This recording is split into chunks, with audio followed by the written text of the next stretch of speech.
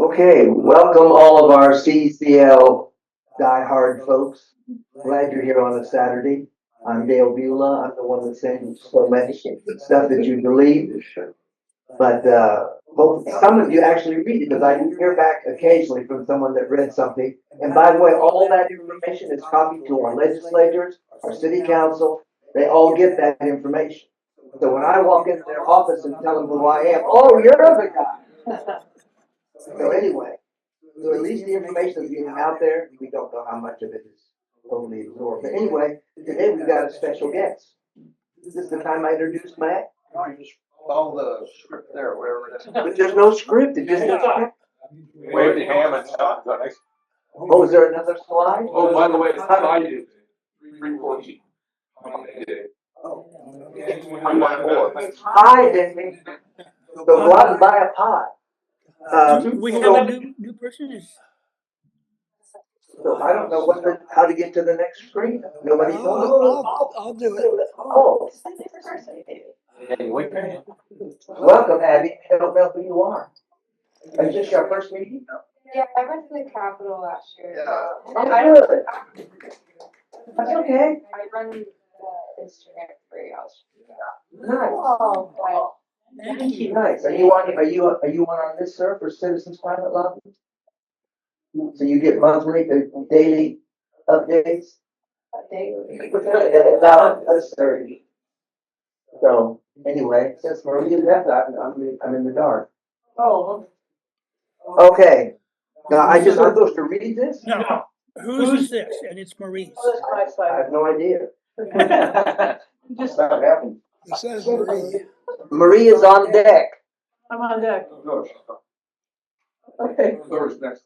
I get me confused because I don't know baseball. You're good. Okay. I just wanted to ask about the election results. Does anybody have anything to say about it? Did we put strong people did strong people win the runoffs? Not runoffs, the primaries? The primaries. Do we have any losers that won the primary that we maybe need to talk to? Alrico. Pardon? Talarico won. Yeah, that's good. I thought the election results were interesting and positive for the most part. Yeah. Enthusiastic. Given the options that existed. The main thing, I worked at the polls and turnout was astronomical. So that tells you something. People are not happy the way things are, and that's a big plus. Now, whether it'll last till November, we don't know that. They forget, people forget. But maybe when $5 gas hits them, they'll wake up again. Could be tomorrow. That's right. Most of the Democratic candidates were strong on environmental. Almost all of the Republican candidates were weak. So we're in pretty good shape in Texas. Okay. I mean, So there's nothing we need to do now. Okay, good. See. Do we have any strong environmental Republicans? Yeah. Well, there's the whole group that goes to DC separately. So that's good. Okay. Yeah, watch harder. But active in office at the moment, boy, that's a hard one. Yeah. Okay, so I think we're good for next slide.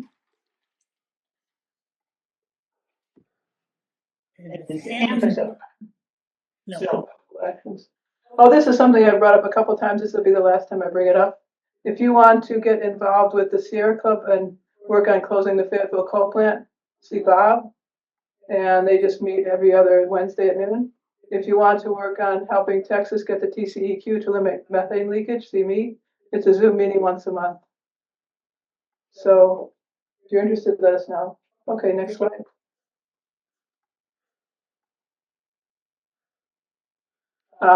Environmental Voter Project is offering a couple of postcarding orientations. In order to postcard with them, you have to go through training. It's pretty simple. And everybody loves postcarding, it seems like. So. Yeah, you can do it from bed if you want to. That's a big. Wherever. Okay. And they're phone banking into everywhere, 6-8 states between now and April 20th. So there's lots to do there if you want to get involved. Okay, next slide. Question. I haven't done phone banking in a while. Currently, how is it done in terms of, does your email address or your phone number show up? I don't want to do that. No, person you're calling does not see any of your personal information. How does that work? They use what they call an automatic dialer. Yeah. They call it a hub dialer, and that dials the number. It dials them super fast, so. Yeah. So you get hits every couple minutes. Somebody answers the phone and you talk to them, and that's it. And do we have a script? Oh, yeah, there's a script. Yeah. They do, and EVP does an outstanding job with their phone banking. I'm really impressed. Very impressed. Okay, so whose slide is that? Well, that was mine I used some time ago. They talk about, you heard Ricky Bradley talk about donations, but if you want to donate to the chapter, this is where you would go on the top line, Third Coast Climate Volunteers. Then the purpose, you would hit Austin chapter, and then I think there's another, whatever you want to donate. So that's all this one is. I didn't know we could donate to two different places. Sure you can. I knew one was education and one was political, but I didn't know well, how do I know where my monthly donation goes? That's a good question. That That goes to the general fund, it's the national CCL. The The only thing that goes to the chapter is through this. That's right. Okay, I guess I don't. And there's another option for donating. And I'll get into it more in a slide later, but the Texas Postcard Project now has a spot. In this one, Bob, in that pull down menu? Yes. Okay, I didn't know that. Well, this just happened this week. Okay, that's good. So if you want to give money to help people go to Washington DC to lobby, like a lot of people, the flight and all that kind of stuff, you would give to the local, you Yes. would give to the Austin. Oh, okay. Yes. Okay, so, what the chapter did last year, Uh-huh. they said, okay, how much do we want to sponsor somebody? And it came out of the Austin chapter budget. Yeah. So the budget, for sake of argument, about $2,000 a year. It's in that neighborhood, $1,500 somewhere. Does the Austin chapter get something from the national group? No. Nothing at all? No. You kind of heard Ricky say, how much, what did he say, 92%? I don't remember the numbers exactly. Grassroots, that means us. Okay, do we say next? Do I say Next next slide. slide now? Next slide. Next slide. Okay, Good place. We are going to do a postcard project. The need. Latinos show the highest percent of any group in being concerned about the climate. However, they vote the least with the lowest turnout rates, over 20% lower than whites and over 10% lower than blacks. And so we are going to be we're going to have volunteers write handwritten postcards, and we're going to send them to the 3 most competitive U.S. House races in Texas. All of these are in the lower Rio Grande Valley. And let me add, these are the 3 most competitive. 2 of them were redistricted to be more Republican, but they're still toss-up races right now. And one of them is held by a Republican, and those 3 races, the Cook Political Report has identified as the most competitive in a very uncompetitive state of races. So we have the potential of affecting the results in those 3 elections. We also will be targeting voters with a high climate concern score. In fact, the Yale Climate Communications concerned people is built into the database I'm using. So we can those who have a high score on being concerned about the climate will be the ones we send it to. And the postcard design will use the results from hundreds of controlled experiments for maximum effectiveness to get out the vote. This is totally nonpartisan. We don't ask for people to vote for a candidate or even for an issue, but it just so happens the research says that does much better than when you actually name a candidate or an issue in getting the people to go out to vote. And so we'll be starting that. We'll be writing postcards starting in June. All of the postcards, according to the research, should be sent about a week and a half before the election. 1.5 to 2 weeks before. Hit the last part of early voting, and not be too far before the election. So there'll be more on that, but this will be coming, and of course we have to raise money. We have to use a larger postcard because we're doing some bilingual stuff, And that means they cost more to print and they cost more to send. But I think it'll be worth it. So I think we have a goal of about $30,000 to raise to cover all 40,000 postcards. Yes. Question. 2 years ago, I guess it was, or maybe a year, I was talking to a friend about donating for this project for postcards. And his comment was discouraging, and yet we need to have good information to give people like that have this attitude of why we need to donate to this or why we need to participate. He was saying, well, why should I bother if I get a postcard saying vote for somebody or a postcard to vote? And I was trying to convince him, and I didn't do a very good job. What is the research of why this works? The research says this is the most cost-effective way to get people to go out and vote who have not normally. We're targeting people who did vote in 2024, but they did not vote in the primaries or in 2022. So they have voted, but they tend to skip the midterms. And so we want to encourage them, and we're using the best psychology to get them to go vote. And as we said, if very close elections, this could make a difference in those races, as well as all of the other races from Senate down to local city councils. So Pat, I can kind of anecdotally, in a former life, I was a Boy Scout, assistant scoutman. And when the scoutmaster wanted anything done, he put his hand on your shoulder and said, "Can you do something?" Okay? As opposed to, "Hey, I need somebody to do this for me." He would ask someone specifically. So what Bob is saying is maybe people aren't asked, and this might be the only opportunity for them to get a personal invitation. Please go vote, and it might have an impact. Okay. So if you're talking about $40,000, $30,000, so it's roughly $1 a piece, roughly, huh? So, and that's And the postage alone is 79 cents a piece. yeah, I know, yeah. So I'm convinced. I just want to be better at convincing somebody else to do this. Yes. My My understanding is that EVP is not control experiments where they send postcards to a random selection of a given population and then compare who voted and who didn't. And the postcards make a difference. Good to know. Okay. So we go to the next slide? Yes. Aren't you glad I'm up here? Yes, doing a good job. Thank Got you. it. Okay, Earth Day. Who's our Earth Day? Grace. Okay, Grace, go for it.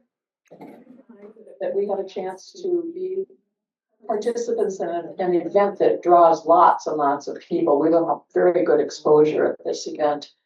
And there are a couple ways you can participate. One is to volunteer to table at the event, and the other is to offer a door prize. Alvina offered her wonderful award-winning book as our very first door prize. That's nice. We don't handle the door prizes individually, but they will go to the fund door prizes. So please let me know when you can come to the event, when you can sit with me at the table or sit with another person. Cynthia has offered to do training if someone would like to be there to be at the table but doesn't know exactly what to do. She's offered to do training, so that would be a good experience for somebody who's new at this. So come and talk to me. Otherwise, I might come around and put my hand on your shoulder. Yeah, you helped me.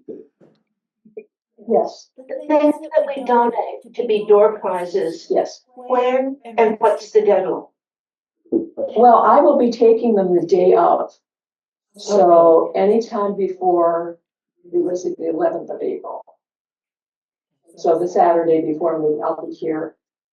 I want to donate some of the knitted purses, and we can talk not meeting about how many and what colors. Thank you.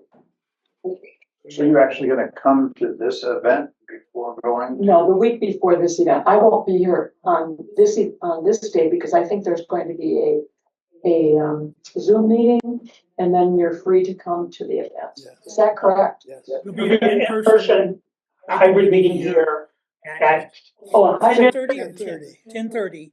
And then when that's over, other people will join you, but you'll need to set up before then. Yes. Yeah. Wait, my understanding? You won't be here because you'll be setting up That's while we have the meeting. I'll But some of your volunteers will come right after this meeting. Volunteer could come to this event first on their way there. Okay. Depending on where you live, which is most convenient for you, Next slide, please. please. S'il vous plaît. Okay, so you're gonna get pop-ups on your screen. So there's the Austin Climate Week is April 18th through the 26th. And here's what it said when I went to the website. Austin, Texas is cranking up the heat in a good way with its first ever climate week. I actually think this, but it doesn't matter. Yeah. This isn't just another conference, it's a citywide celebration of sustainability, innovation, and action. Picture rooftop parties, hands-on workshops, inspiring talks from eco-warriors, and maybe even sustainable bus tours. And they were basically looking for event, if you're willing to do an event, and you can go to the code. But my point is, here's this is taking place, and once we get some more information, participate. Bob, you say anything about citizens, or I'm sorry, about the Sierra Club? Yes, they asked the Sierra Club to do a legislative climate event. We're most likely to do it here at First UU during that week. The exact date hasn't been determined yet. It may be, I think it may be the day before Earth Day on the 21st, but you'll get more information about that, which would involve training on how to lobby from either a Sierra Club staff person or myself. And then possibly we take a city bus down to the Capitol for a tour of the Capitol for the various places that we do various types of lobbying. So I guess the point is, if you have a friend who's kind of not so sure about climate, maybe if you're going to an event, invite that person to go with you. Next slide. Okay, this one's mine. Let me take a second to change my.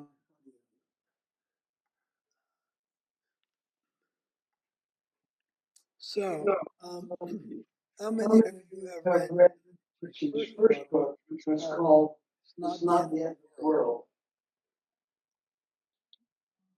Well, this is her second book, and it's just out, and it's just as good as the first one.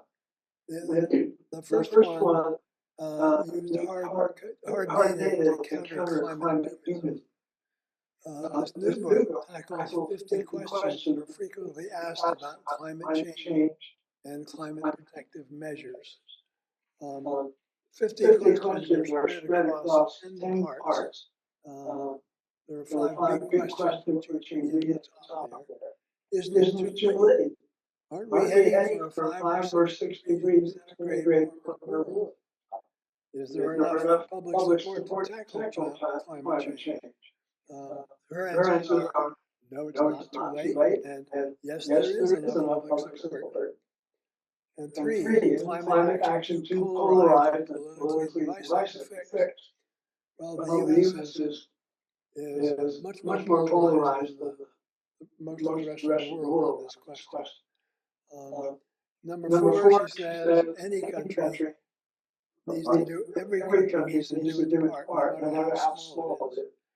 And number 5, aren't our efforts pointless if China's emissions keep going? Well, China's emissions are slowing down and stopping and starting to actually diminish. Yep, they're closing coal plants. Yes. And it's cheaper. It's cheaper. Aluminum, that was one of your arguments. Yeah. Oh, And then there's green cement too. yep. Yep. There's For in the other part, she deals with detailed questions about fossil fuels and solar, wind, and We have a question in the audience. Do we know how much it costs? Cost the The book. book, it all depends on how you buy it. Yeah, I bought an electronic copy that's what I do. and, Maybe it you was, buy some copies and give them to the civic friend. yeah. It sure goes on about nuclear power, electric cars, gets you a long treatment. And then some of the ones we don't hear as much about, minerals, heating and cooling. She makes the point that cooling is as much a human right as heating. We have programs to supply energy for poorer households in the winter when they would go too cold. She says there are parts of the world where it gets too hot and there's just as big a need for cooling. Section on food, and then down near the bottom, cement, steel, aluminum is in there, and then rather controversial at the end, carbon removal and solar geoengineering, which lots of people view as a threat to climate action. So it's $21.60 on Amazon. Thank Thank you, Bruce. Okay, are we ready for the next slide? Yes. Anyway, I separate my postings. Remember the book, Here Comes the Sun? Okay, I went through the entire book and picked bullet points. And I did it in 3 different issues in my postings. And all you had to do was type in that bullet point and it took you to his resource. And I got several comments. People said, thank you for telling us what's in the book. And maybe they'll be interested to go out, but maybe I should do the same thing with this. Because a lot of people won't do it. I usually get them out of the library because I'm the type one. Okay, next we've got a book report. Same book. That's the same book. Same So report. is somebody doing the report? Yeah, that's me.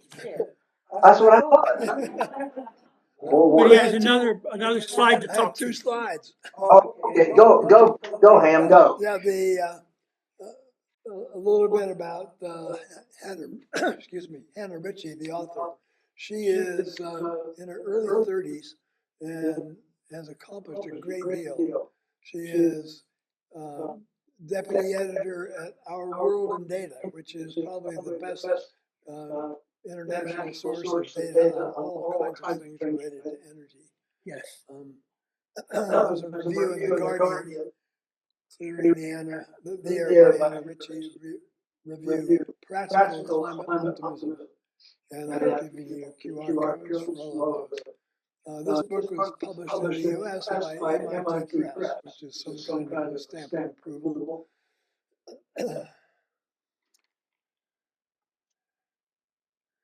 So I'm finished. Any questions? you. Thank you. I need some help with the audio. Is the little microphone there turned on? I don't see a pilot light.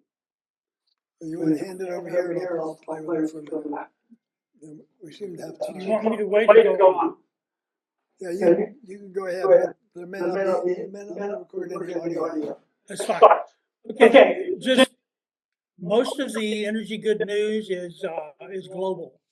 The solar is now the fastest growing energy source in history, doubling every 3 to 4 years. And batteries are scaling up even faster. One example that is a first in Abu Dhabi, they just put in 5.2 gigawatts of solar, which is quite a bit, plus 19 gigawatt hours of batteries, which allows round the clock clean power. And clean energy is now almost all new electricity capacity. There's 86 gigawatts of new power capacity planned in the US for 2026, which is a record. And 51% of it is solar, 28% is batteries, 14% is wind, so 93% of all the new power capacity will be clean energy. And finally, China's clean energy build out is still just staggering. They installed 543 gigawatts of new power capacity in 2025. I think that may be more than the total capacity of the US power. Not certain, but it's a lot. This is an unprecedented scale. And 430 plus gigawatts of renewables in 1 year. I have a similar problem we're about to talk to. Okay, I'm done. Next slide. Next slide. Nice to have it. Good to have a backup. Maybe we're finished. No, yes, we're not. Okay, India. Yeah, Chop it. yeah, this is based on my book, but also I got this information from India's program, the person behind the speaker in the national, that 13 out of 20 most polluted cities in the world are in India. Yeah. And every time I go there, I'm exposed to every city I go to is one of those cities. So I'm exposed to that and I have this personal experience, and when I come back, it takes a long time, 3 weeks, 4 weeks, couple of months to get over that pollution. Get your lungs cleaned up a little bit. Yeah, I mean, there's cough and other effects. So, and these people, just imagine they're living with that every day. And I just, it's, you all notice that it's a global phenomenon, and what we do here, whatever we change here in the US, in China, in UK, it helps the whole world. Yes. Right? So it reduces pollution there. And they have, and heat and pollution, that's another thing I learned from Climate Central, that how as the heat goes up, what it does to the pollens, and then ground level ozone also goes up. And I have a couple of charts there to show that. Yeah. Here in Texas, of course, pretty much everyone has air conditioning. Roughly what percentage of India's buildings so hot have air conditioning? Because it's pretty uncommon, as I understand. But it's actually going up since 2010. India also has very big, the rich and the poor difference, and so the rich are able to afford it, and so it was in 2010, I think 23% of people had some sort of air conditioning.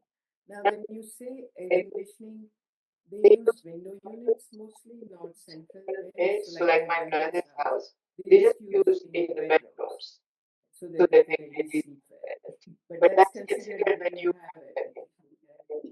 So I would say roughly like 20% or so. But not like here. Not here. So I found a figure which shocked me actually. 35 million Americans do not have access to air conditioning, or very little. Especially if they're in prison. That of course is true, but even homes, housing, they just have very little access. This was according to Kaiser Foundation in 2024. I don't know current information yet. Well, let me add something to that. I've done multiple posts on India, and I think the last one I did showed the majority of rickshaws that are being purchased are all electric.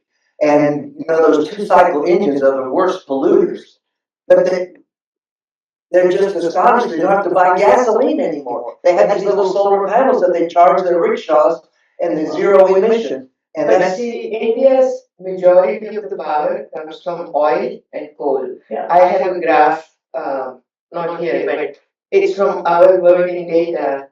It's like almost 85% comes from fossil fuel. Even though India has made many it's a long way to go. progress, it's just a slight sliver in Yes. renewables. Right. So, yeah. You mute your computer. My computer.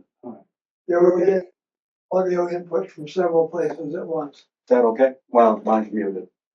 Yeah, Yeah. that's better. They're going in a big way as far as solar panels. Yeah, 'cause they're Not cheap. so much batteries, but yeah. Yeah, I think the article I said with a small solar panel, they can charge their rickshaw for a full day's work just from their little solar panel. They put solar on the roof of their rickshaws. Yeah. And according to Yale's survey, 90+%, I would say almost 95% of people believe that global warming is happening. And government is doing some, but it's such a humongous task, and Oh, sure. they really can use good policies Mhm. to.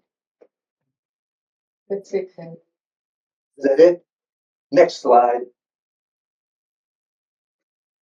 So this is one of the slides I have used in the book. I was just saying how seasonal allergies, and I suffer from this. So I know every time it happens that with heat, an extended summer season, pollen season also gets extended. Yeah. So your summer, even in summer, you suffer from allergies. Next slide. And this is to show ozone in the low zone. So pollution plus heat and sunlight equals ozone. And we have ozone action days. I asked in India if they don't have ozone action days, but if they did, they would have it more or less every day in the summer at least. So it's, and I'm sure that you all, face this. In Austin in 2023, we had, or 2022, we had like 25 ozone action days. Wow. Yeah. That's it. Next slide. Oh, and Yes, Victoria. another quick health note about increased temperature is that it makes people have migraines more frequently and worse. Right. And when I was a major migraine sufferer in my 40s, August was just awful. Mm. And I can just imagine how much worse that will get for people as it gets hotter and hotter. Yeah. Sure. Okay. Okay, this is my slide. So at the last meeting, at last chapter meeting, I reported that we were going to try to see Representative Doggett here in Austin over the Easter break. So we got his assistant, Jillian Smith, to agree to a meeting. Okay, it will be a Zoom meeting, it'll be virtual. And it's at 12:30 in the afternoon on a Friday, April 3rd. And really, the most important part on this slide is how about you? We're looking for participants to come into a typical, lobby meeting with Representative Lloyd Doggett's staff. Talk to the lady. And Bob has a good relationship with her, if I recall correctly. So I know I'll be there. I'm sure Bob will be there. Grace said she was willing to. And I think we can have as many as we want to. As many as we want. It's a Zoom meeting. You're sitting at home like this, maybe more computer literate than me, but you're on a Zoom meeting. And most of the meeting, if we do have a lot of people, will be each of you telling a personal story, 30 seconds to 1 minute long. Yeah. To, just in terms of you're concerned about the climate. Beyond that, you don't have to do anything else but listen. Yeah. And so, I take Bob's numbers. If we had 30 people and everybody took a minute, the whole meeting. That's fine. Yeah. Yeah. How are people subscribed? How will they subscribe? That's a good question. I guess we should send out in the meeting minutes Or you just have some Let's- people to pan to? but let me know. Let Bruce know. Yeah, I'd be more than happy to participate. The rest of the year, he is Yeah, for the rest of the time, yeah. the liaison. Next slide. I guess I have I'm gonna intervene right there on an aside though. Okay. Lloyd Doggett's not gonna be able to attend this event. No. However, I understand bicycletexas.org, biketexas.org. Yeah, they changed their date. They changed the date of that event. Mhm. So it's going to be the 10th of next month. And they are building a new site on Pond Springs Road south of the Yellow Bike Project.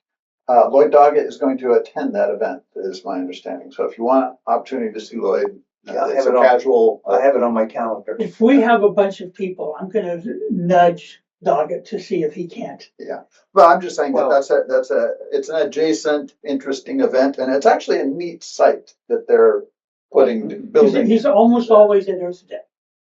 Okay, well, I guess my point is you said April 10th, this is April 3rd. Correct. I'm just saying that, Yeah. because we're speaking with Jillian, which is Yeah, yeah. fantastic. I'm Yeah. just saying, for those people who want to interact with Lloyd, I just remember Good hearing point, yeah, he's gonna be there, he's gonna attend that event. okay. Next slide.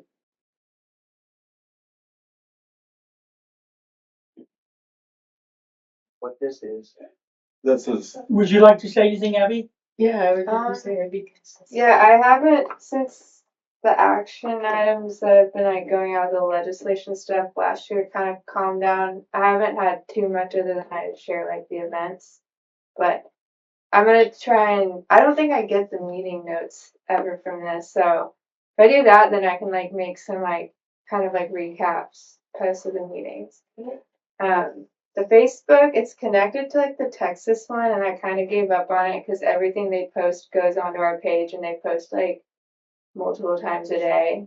And so anything I post would just get buried, and we don't get much like many people looking at it. Whereas like the Instagram one, I'll get like engagement from that. So I'm kind of just focused on Instagram. And if some of us who aren't very good at social media were able to like your post, what does that do? I mean, it could help it be like seen more with the algorithm and like sharing stuff. So even just liking it will help it like get some more views. And also like I don't have too many actual photos of stuff. I've done a lot more graphics, and I think it's good to show like actual photos of like people that are helping and stuff. So I've done some of the like Zillennial Mixer, they'll send me a picture, but if y'all are ever like doing anything like the meeting with Representative Doggett, like taking a picture and sending it to me or something like that, and I can kind of like share about it. Why don't we set up a Google folder? Yeah. And anybody who has a picture should upload it into that Google folder, and then you can access it anytime. Okay, that works. Yeah, and Carolyn, I guess she's not on the phone, right? I mean, No, many Sabrina times is. she joins by Zoom. And she puts pictures of them and voices of Austin not online. Yeah. And I don't hear there is voices of Austin dot online. Yeah. And she does put as she receives pictures, puts them on. I don't do social media, so I don't know what any of this is, so all I can say is next slide. Doing a good job. But especially with like the younger crowd, giving them the like actionable items, I think helps them of like what to do, who to call, this and that. And then like one I made like a thing about the whole CCL, like the main one in the US House with the Fix Our Forest Act and stuff. And that one surprisingly got a lot of people sharing it because I worked with like another CCL group with it.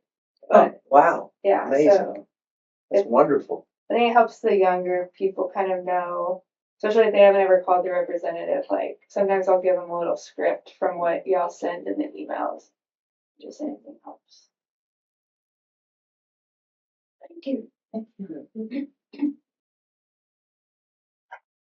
Is it next slide yet? Yes. Okay. That's it, yeah. Good advice.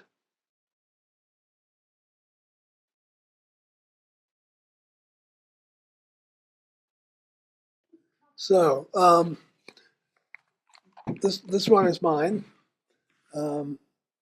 Most of you know that each month CCL sends a climate alert to most of us, unless you opt out from email. A climate alert asks us to take some kind of action related to the climate. The most common is to send an email to a member of Congress, to our members of Congress. Sometimes it's phone calls, but they say those are more effective, but far fewer people actually go through with it. So I guess it's kind of a wash. And then sometimes there are other things like, talk to your neighbors about solar panels and that sort of thing. I've done the phone call thing, and it's real easy. Good. Once you get online, they manage the whole thing. Absolutely. One member of Congress, Yep. or the senator to the next, and then you usually just have to leave a message because there's not any human there. Yeah. But I have the names of all their regional offices in Texas for the senators. I call every single one of them. Oh, great. I usually get to talk to a human. Yeah. Yeah. Some of us really like to talk to a human. Others are kind of shy and would rather not. But if you're shy, just call after hours or on the weekend, and you're guaranteed to leave a message at that point.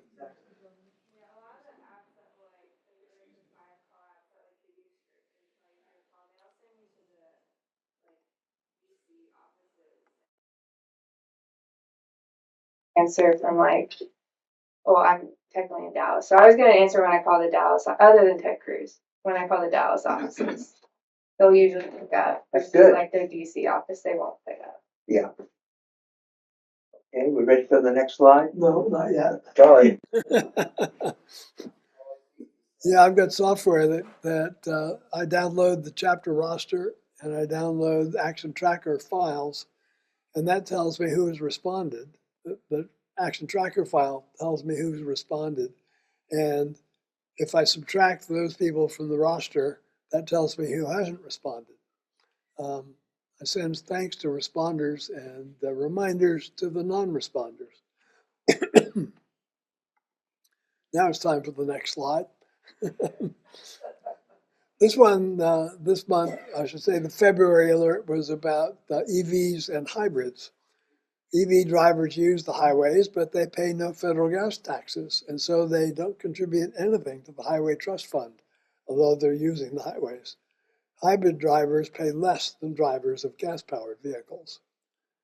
And Congress is considering a federal fee on EVs and hybrids to try and make up for that shortfall.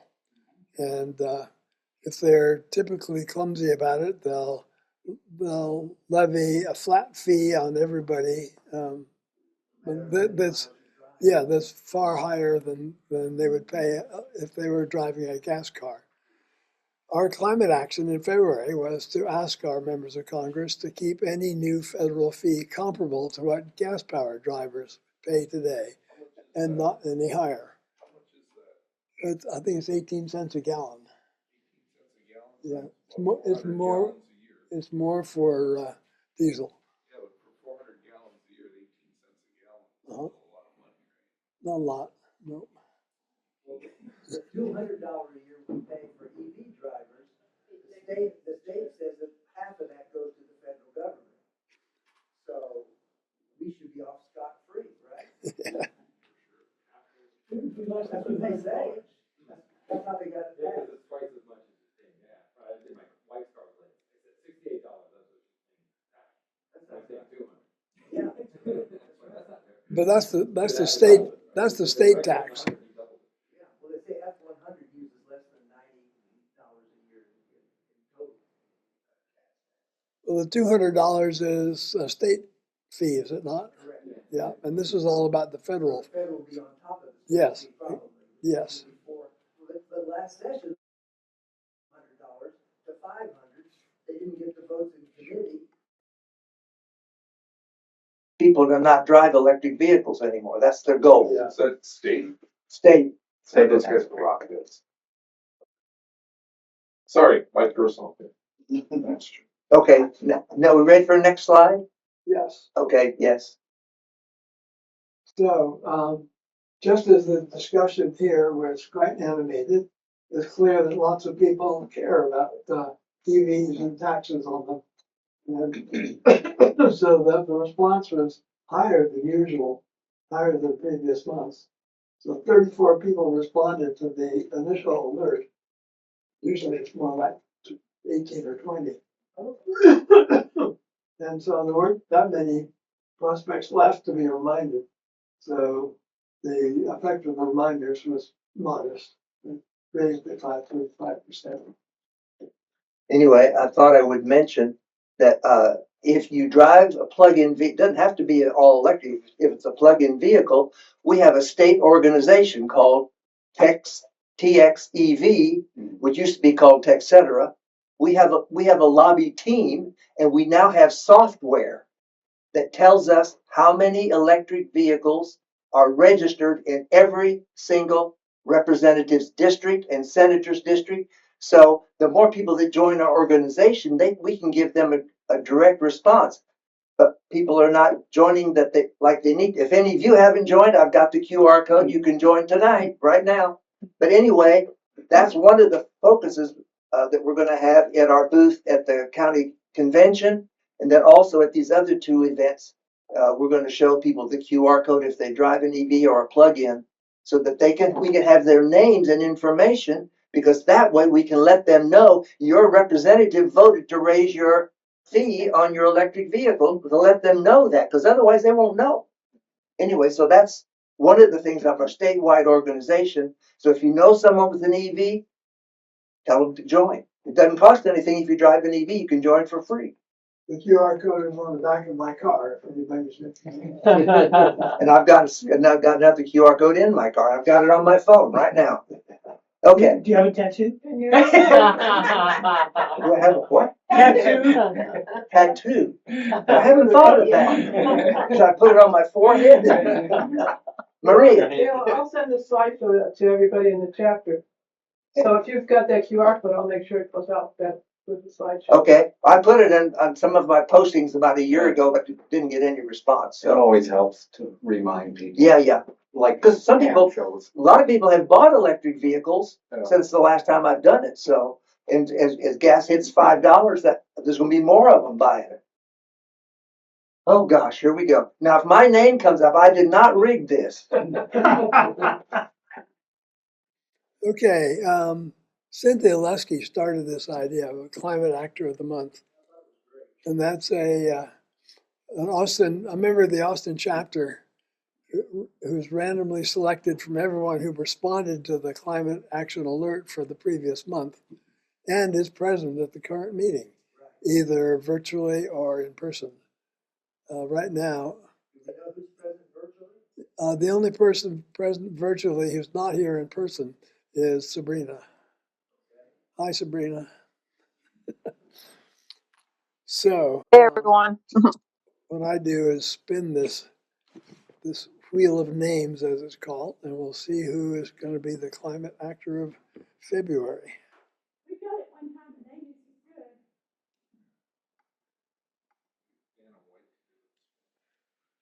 This is good.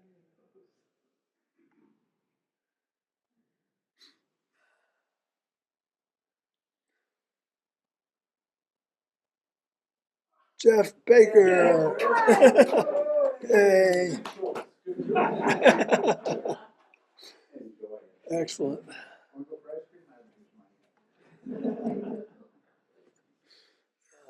Now I have to get to this. I have to go back to the slides.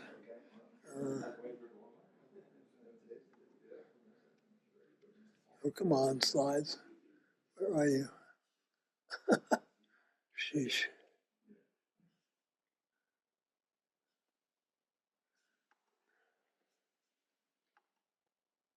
There we go, finally. Phew. So, next slide is also has to do with Jeff. Oh no, this is the Zillennial mixer. Can Sabrina be heard if she talks?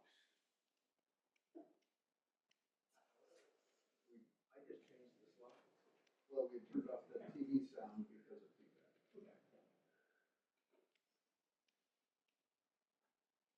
Yeah, she's muted at the moment. Are you talking to me?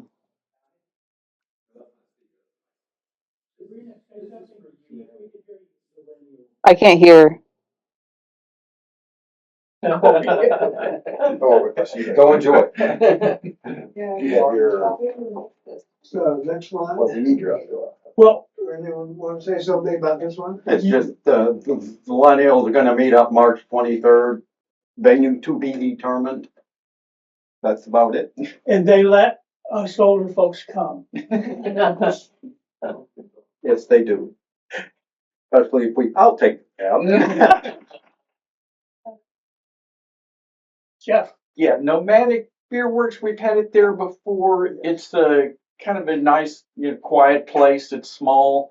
They have some good sandwiches, panina, grilled sandwiches. They have coffee.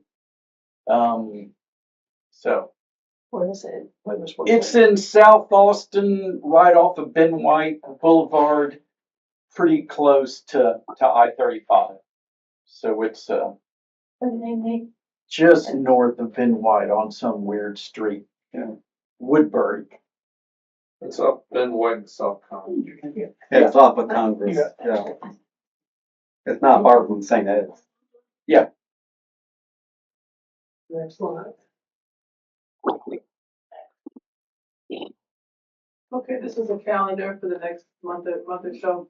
The only thing I really want to point out besides the CCL Conservative Conference, which we can attend virtually if you would like to, is the April 11th Earth Day and the Austin chapter meeting conflict with time.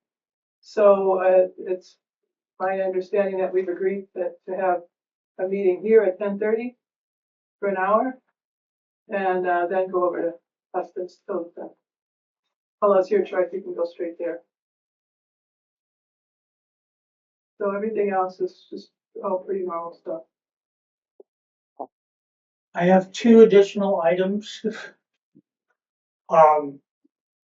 On March 25th on Zoom at 7 o'clock, the Progressive Action Team for National CCL will be meeting, and I will be presenting the Sierra Club's perspective, their values, their mission, the things, since they are one of the people that progressive members of Congress listen to the most, to understand where they're coming from and why they say what they're saying.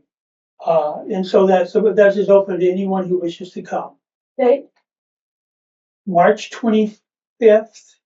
It's a Wednesday. Wednesday at 7 p.m. And what was my other event?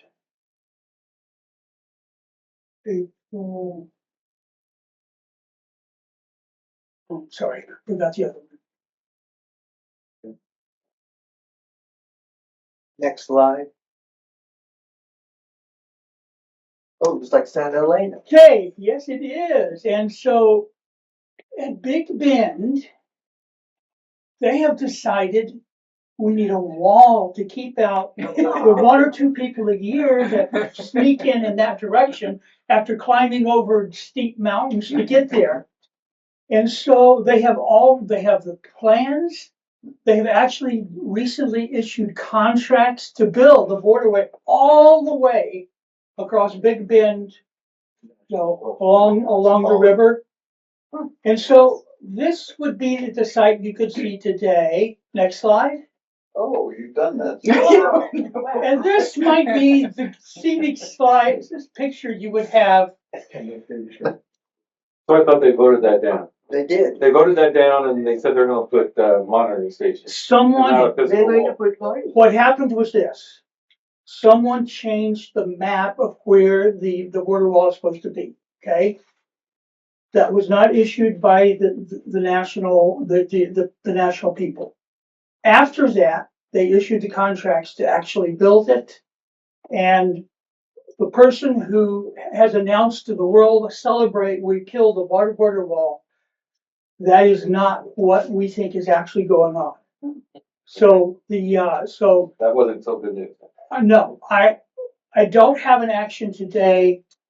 The Sierra Club will have an action by the No Kings March on Saturday the 28th, and we will probably continue that action at Earth Day if this is still an issue. Okay. So that's all. Thank you for letting us know. It's supposed to be black. You got the wrong color as the wall. It's going the wrong way. That's true. No, it's not black. They said they wanted it black because it would burn everybody's hands when they touched it. Oh, Okay, well, that was an actual picture of part of the wall. Maybe they haven't painted it black yet. And it's a dark bronze. Okay, so this next piece is about bridge. And before we go to the next slide, I'm going to do an aside. There's a brown bag back on the table that has compost written on it. And please put your plates and compostable heating utensils in there so I can take them home to compost. Thank you. Thank you. You're welcome. So, These so that's, compostable? yes, Oh, good. everything. Cool. I'm only bringing compostable to the table. Excellent. And next time I'm going to bring cloth napkins because that's just another little thing we can do. But anyway, back on topic now. Next slide, please. well, yeah, Click is going to show stuff one by one. Oh, okay. I think you probably remember from last time we were talking about the moral foundations and how they're filters that each of us has that help us make decisions about what to do and how we feel about it. And it have outlined with a lot of history 6 moral foundations. I'm going to go over them quickly with the reminder that these are not frivolous. The word survival is on there. We evolved this way in order to be able to survive as a species. So these moral foundations are pretty deep in us, both physiologically and psychologically. And they're deep in everybody we relate to, too. So, benefit of the doubt is one of my favorite concepts. And I think we get through this terrible polarization by having more benefit of the doubt. And these foundations are a way to think about that. So, And go ahead and click all 6 on this slide to show them, because you have slides explaining each one, right? yeah. So you can see care, fairness, loyalty, authority, sanctity. One more. And there's one more that's liberty. And we're going to have a slide quickly on each of them. Next slide. So care versus harm, that's the compassion and especially the desire to protect people who need more protection, who have less privilege for some reason, but also just in general, a sense that nobody should be hurt unnecessarily, nobody should be hurt at all. Next, protecting others, preventing suffering. Next slide.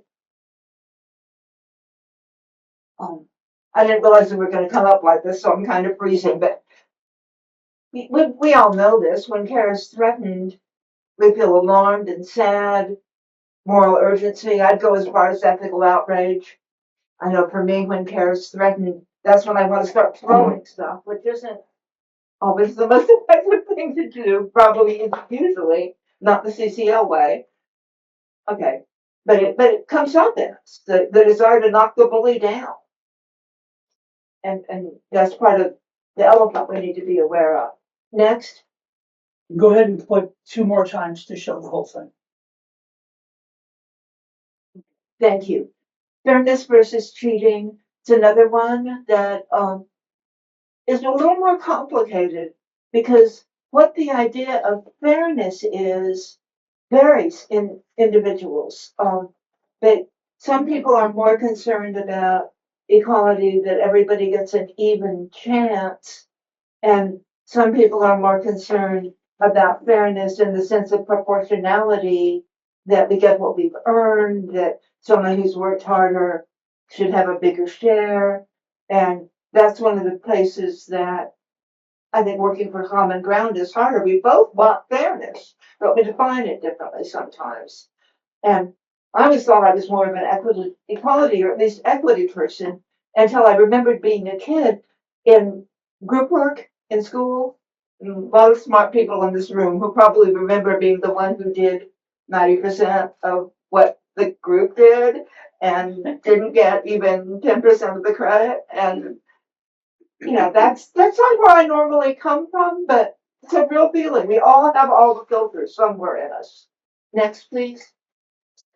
Loyalty versus betrayal.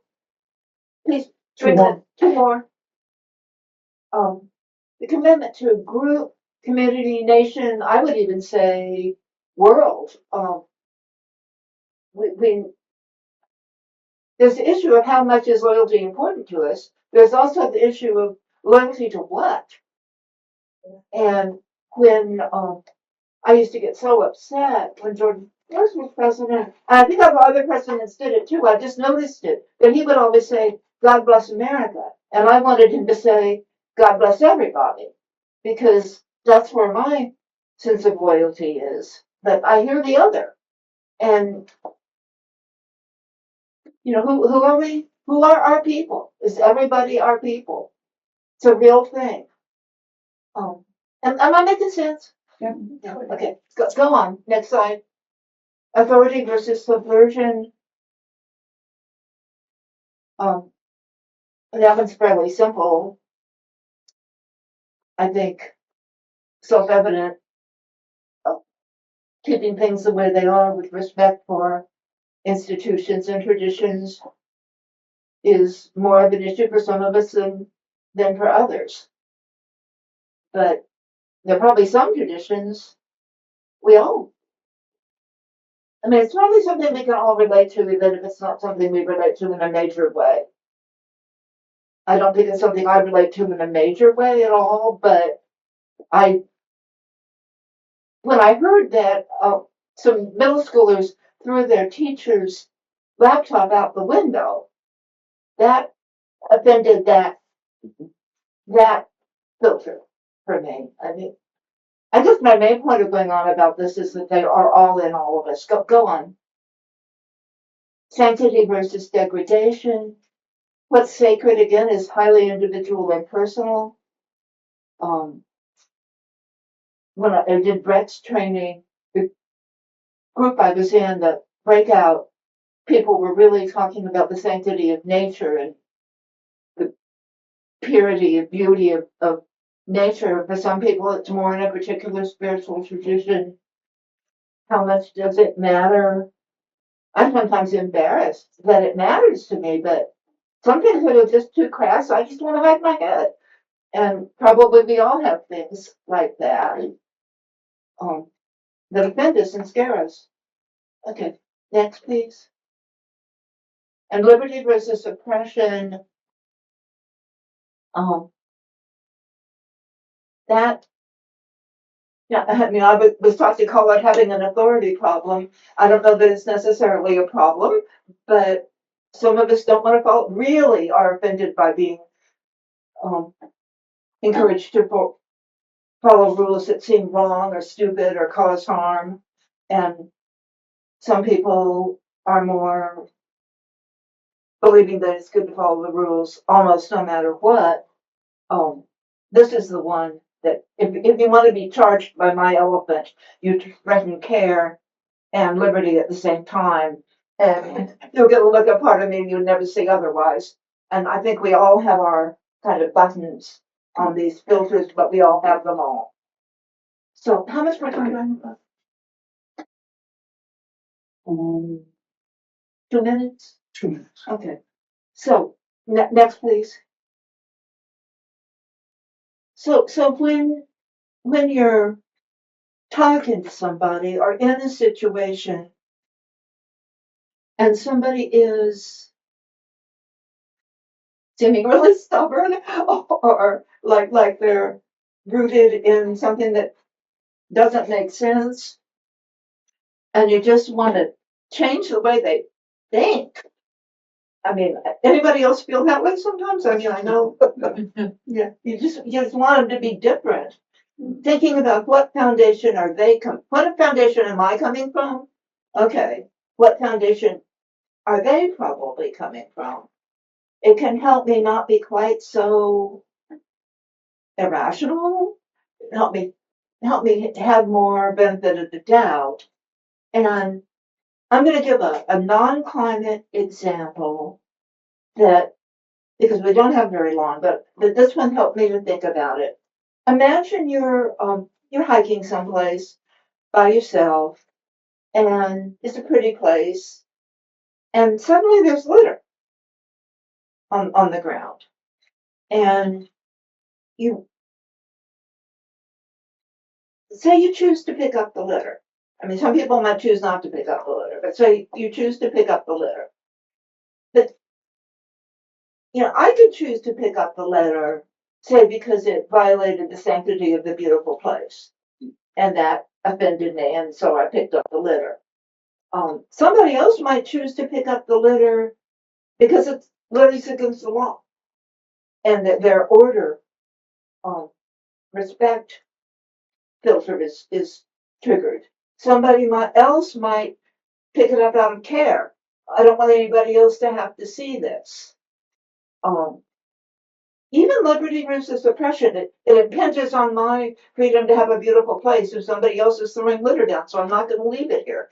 I mean, you could come up with any of the filters, but the result is we would all have picked up the litter. And when I'm thinking about the climate work, we're looking for action. We're looking for people to take actions. We don't have to change where they're coming from. If we can find reasons that they're going to want to take similar actions to our actions we want from where they're coming from.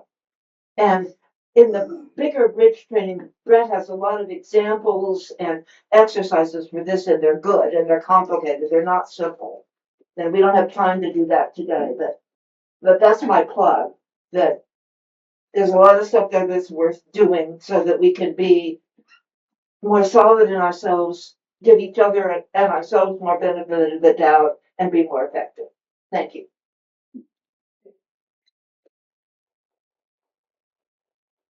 Okay, next slide, or is this the last? No, we got more. Well, so this is, in my mind, this is where the program ends. If people want to get up and leave, I will not be offended. When we were talking about developing today's slide deck, there seemed to be an impression that, oh gosh, we don't have a lot going on. There's not going to be a lot of slides.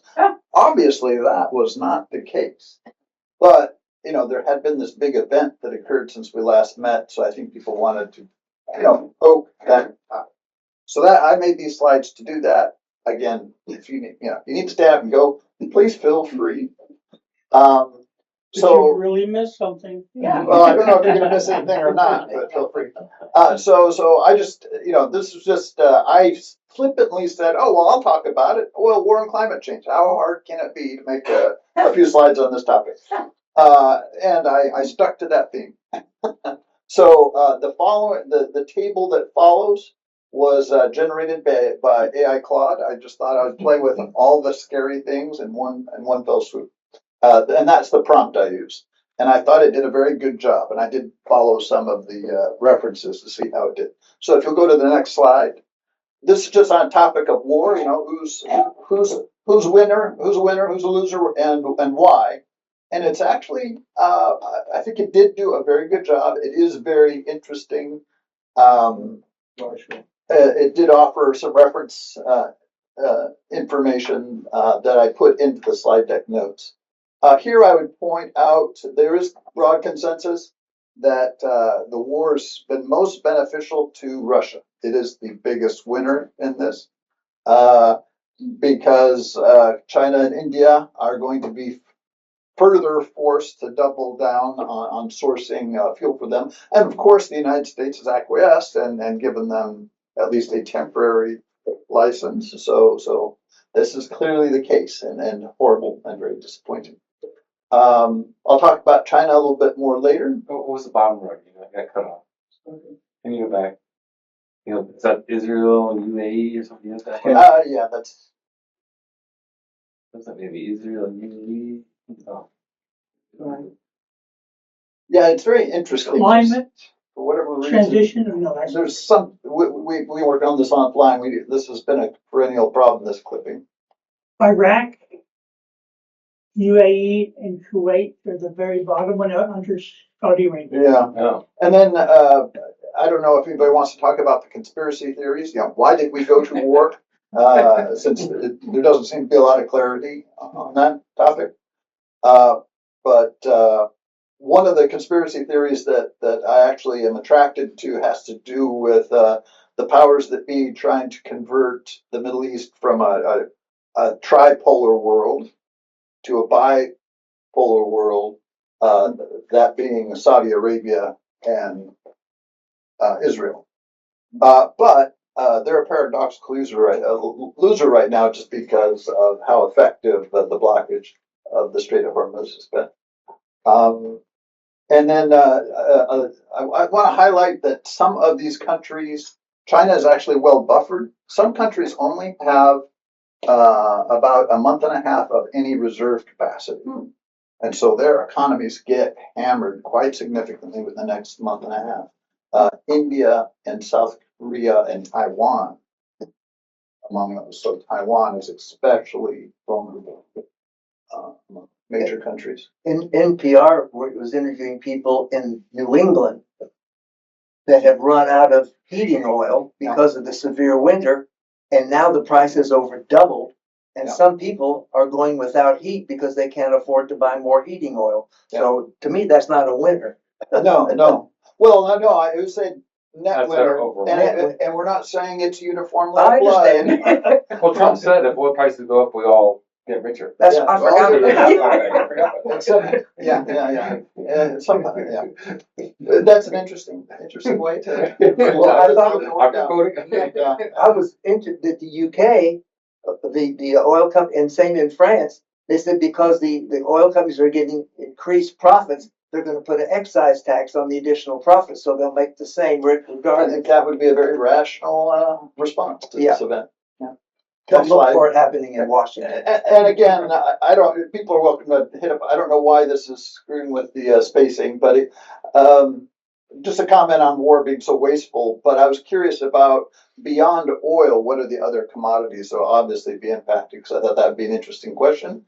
And so this is what AI popped up as a list, and which I largely agreed with. Urea has fertilizer, and urea has made the news. Helium did the other day. I was surprised. Yeah, and helium had made the news, and so this was largely just duplicating things I had heard in other spaces.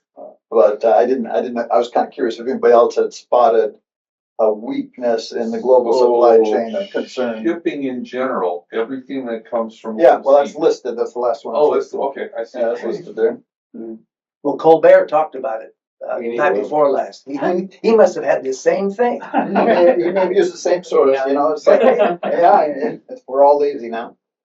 Next slide. And then on the compliant component of this, I was kind of curious what would be listed. And I've heard about lots of individual events and then the seasonality of it, things that are, because the war is occurring right now at this season in that area, there are, like any place on earth, there are specific migratory fowl or anything along that nature that are very specifically negatively affected. So that's